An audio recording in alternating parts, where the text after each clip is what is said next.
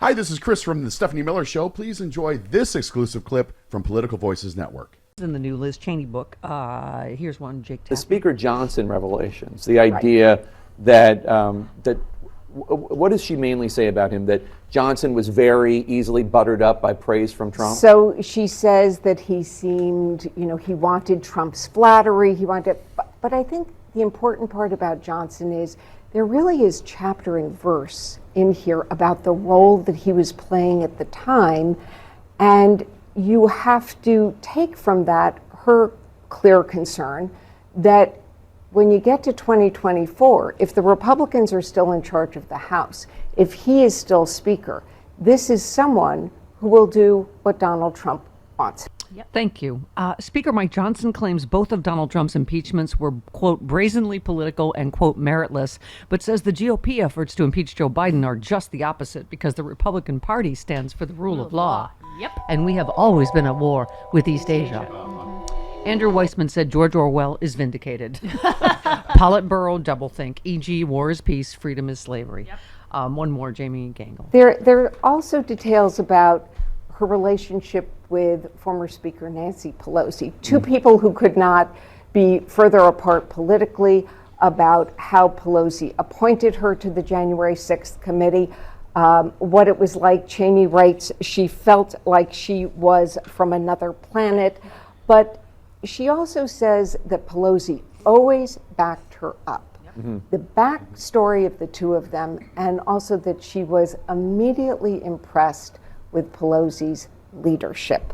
Yeah, well, you can watch any of that documentary of on January 6th and see that Nancy Pelosi was the only leader. Yeah. She was calm. She was cool. She was, expressing concern to Mike Pence for Mike Pence. For his safety. Right. Yeah. Unlike Okay, Donald Trump, yeah. who was rooting for him to be hung. I mean, it's just, you see her calm, collected. She's the only one there that has her wits about her, it seems. Okay. So, yeah, the Hunter Biden thing, hilarious. Oh, my God. Oh, wait. Okay, hang on. Speaking of up is down, black is white. Okay. We've always been at war with East Asia. Give me 14. Elise Stefanik Yeah. saying Democrats tend to turn these hearings into a charade. Right. What? So it's not Republicans No. that are a complete clown show, if you've been paying attention. Kidney punching each other, shoving each other, calling each other whores. I see. It's the Democrats tend to ask, really good questions and follow-up questions. Right. Okay. Yeah, but. In an open public hearing, you see the Democrats turn this into a charade. It's 5 minutes on each side, and it doesn't allow you to get to the facts in a deposed manner. A closed-door hearing allows a legal definition. That is the only compliance with the Republican subpoena.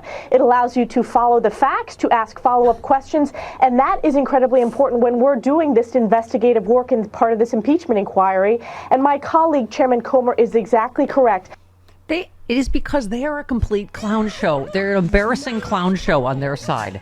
If you've ever watched Marjorie Taylor Greene, Lauren Boebert, they get blown up time after time on the floor because they don't know what they're talking about. Eyewitnesses, They don't have facts and figures. The people on our side tend to be really fantastic lawyers, ask really great incisive questions, and it really is like Harlem Globetrotters and the Washington Generals. They just get outclassed every time. Of course they don't want open hearings. Right. Every time it's like an exploding comedy cigar in James Comer's face every time and also he cannot say the word specific. No. And that's another reason.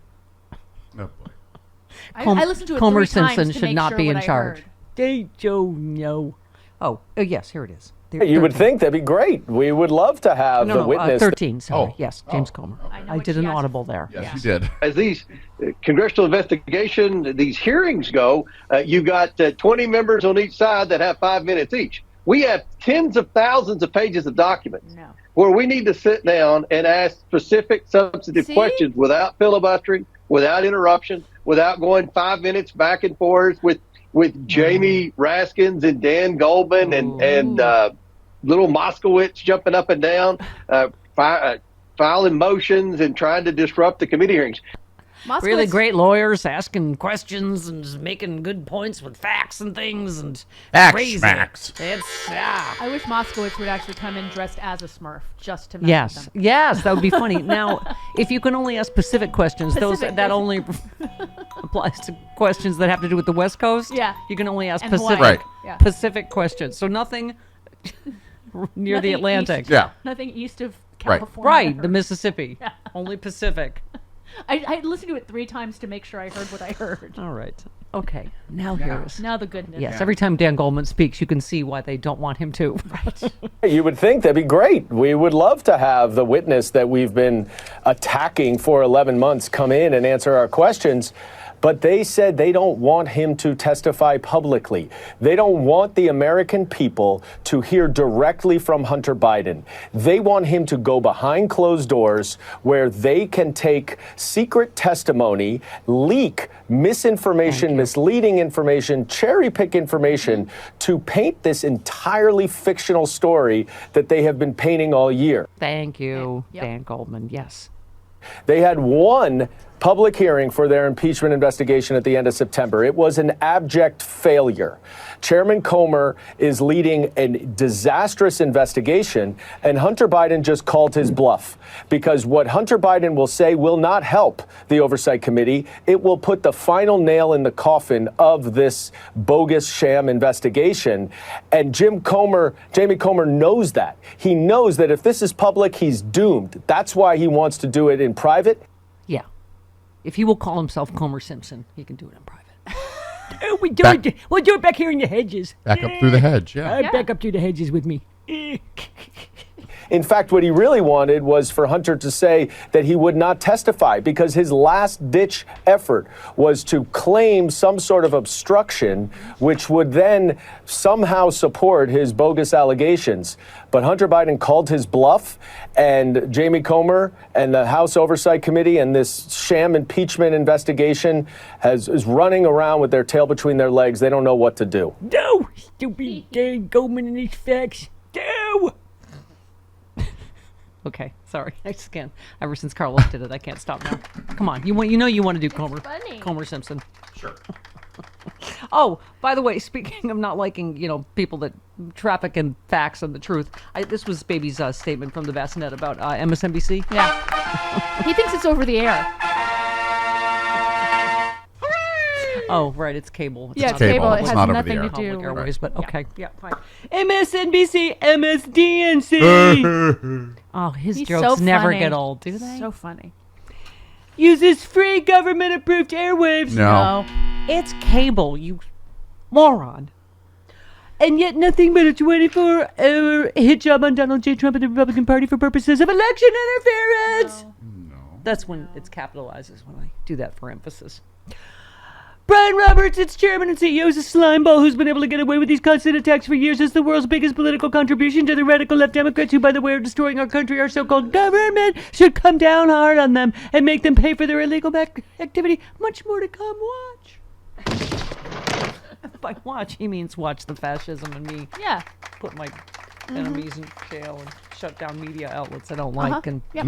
such. Okay. All right, baby. There it is, my first drink of the day, Z-Biotics pre-alcohol probiotic. Many of you know my story. I stopped drinking wine for 3 years during COVID, during the lockdown as part of a health reset. Now I drink wine in moderation, but this is an amazing new product. I've always believed in probiotics. And Z-Biotics, check this out. You drink just one of these. It's the world's first genetically engineered probiotic. It was invented by PhD scientists to tackle rough mornings after drinking. I am using this and I feel great in the morning. I don't have to worry if I have an extra glass of wine, I still feel great in the morning. Here's how it works. When you drink, alcohol gets converted into a toxic byproduct in the gut. I've always had acid reflux problems.